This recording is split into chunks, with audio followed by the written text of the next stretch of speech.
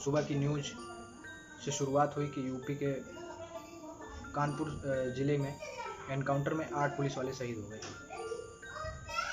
तो आज उसी एनकाउंटर पे बात करेंगे। ऐसा एनकाउंटर ना किसी ने देखा ना सुना होगा। नमस्कार, मैं शांतनु आप सबका स्वागत करता हूं अपने YouTube चैनल पे। तो आज उसी एनकाउंटर पे बात करेंगे।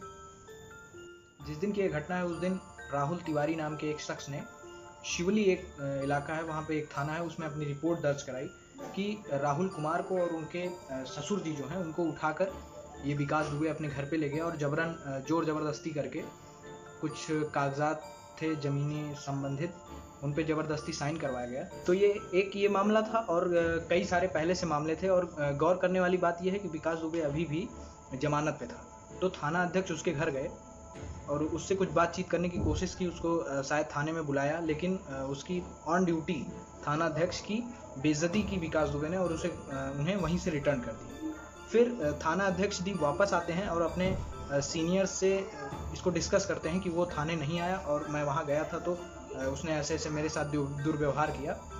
उसके बाद पुलिस ने ये योजना बनाई कि आज रात इसके घर दबिश करते हैं। और एक सूचना तो ये है कि पुलिस प्लान बनाए कि आज घर दबिश करते हैं, और दूसरा सूचना ये है कि यूपी पुलिस ने पूरा मन बना लिया था कि आज रात में इसका एनकाउंटर कर देना है। अब यहाँ पे ये सोचने वाली बात है कि कैसे इस प्लानिंग की, जो ये प्लानिंग यूपी पुलिस की है, ये कैसे विकास दुबे तक पहुँच गई।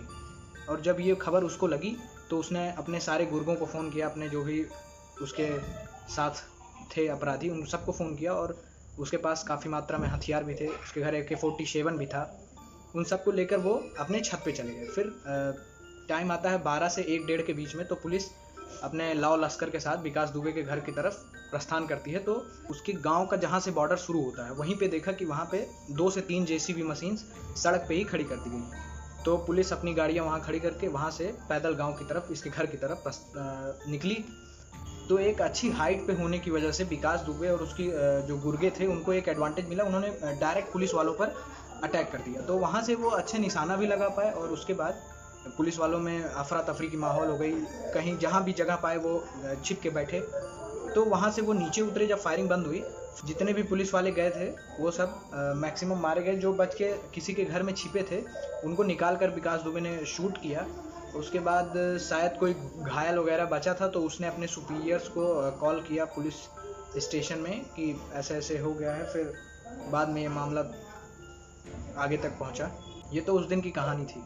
और अगर विकास दुबे की बात करें तो बिकरू एक गांव है कानपुर देहात में, तो वहाँ इसका जन्म हुआ। 2 भाई थे और पढ़ने लिखने में ठीक था, पढ़ लिख रहा था। तो वहाँ सबसे पहले इसकी विवाद सबसे पहले इसका हुआ ग्राम प्रधान से, तो लड़ाई झगड़ा हो गया। उसके बाद यहीं से वो क्राइम की दुनिया में कदम रखता है और इसके बाद धीरे धीरे बिकरू थाने में इसकी रोज़ रिपोर्ट, लड़ाई झगड़ा, मारपीट, इन सब की आती थी धीरे धीरे। फिर उसकी इस विवाद के बाद सबसे पहला जो मर्डर उसने किया, वहाँ पे एक कॉलेज है, उसके असिस्टेंट मैनेजर थे, उसको इसने मार दिया। फिर ये उसी प्रकरण में जेल भी गया और जेल में रहते रहते इसने राम बाबू के मर्डर की साजिश की इसने। उसके बाद फिर एक केबल सप्लायर था, उसका मर्डर हुआ। ऐसे ऐसे ये धीरे धीरे बढ़ता चला गया। और जो सबसे बड़ा मर्डर इसने किया, जो सबसे हाईलाइटेड कर, मतलब विकास बाबू को विकास डॉन बनाने के लिए जिस घटना का उल्लेख किया जाता है वो है 2000 की घटना। 12 अक्टूबर 2001 संतोष शुक्ला, राजनाथ सिंह जो हमारे डिफेंस मिनिस्टर हैं करंट में, उनकी सरकार थी और संतोष शुक्ला उसमें राज्य मंत्री का दर्जा मिला हुआ था उनका। उसको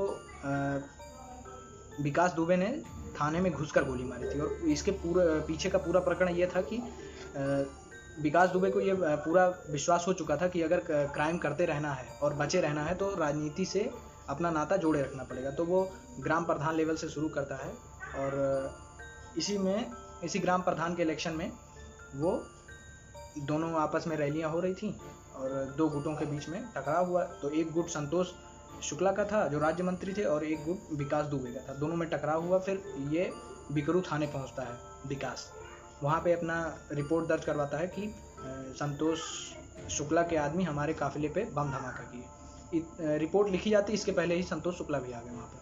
फिर आपसी विवाद बढ़ता गया धीरे धीरे, कहा सुनी में गाली गलौज के बाद इसने सीधा फायरिंग कर दी और फायरिंग में ऑन द स्पॉट संतोष बाबू की मौत हो गई। लेकिन सारी चीज़ें ये ध्यान देने वाली हैं कि सैकड़ों आदमियों के सामने और कम से कम 20 से 30 पुलिस वाले इनके सामने उसको मारा गया। संतोष का मर्डर इनके सामने हुआ था, लेकिन उस केस में भी विकास दुबे बरी हो गया। और बरी क्यों हुआ? क्योंकि सबूतों के अभाव में। मतलब ये सोचने वाली बात है। शायद अगर पुलिस वाले इस केस में ही अगर विकास को अंजाम तक पहुंचा देते तो शायद ये आज जो हुआ इसकी उम्मीद नहीं होती।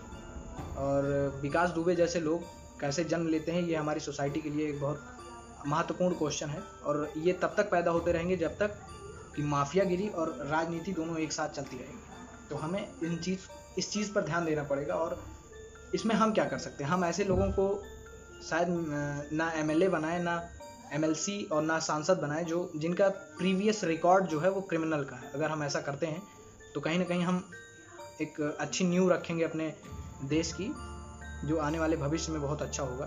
और अगर वीडियो पसंद आई तो ज़्यादा से ज़्यादा लोगों को शेयर करिए। जय हिंद।